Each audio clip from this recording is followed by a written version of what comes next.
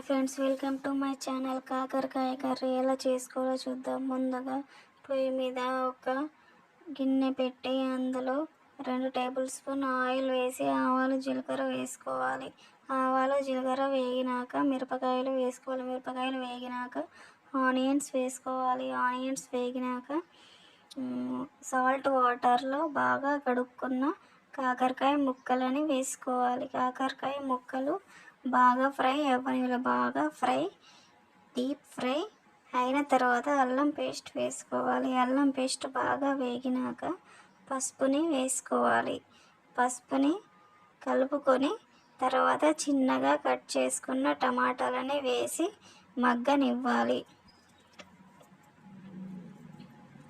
అదే టమాటాలో కొంచెం ఉప్పు వేసుకొని బాగా మగ్గిన తర్వాత కారం పొడి వేసుకొని టేస్ట్కు తగ్గట్టు మళ్ళీ సాల్ట్ వేసుకొని బాగా మిక్స్ చేసుకోవాలి. బాగా మిక్స్ చేసుకున్న తర్వాత సరిపడా నీళ్లు వేసుకోవాలి.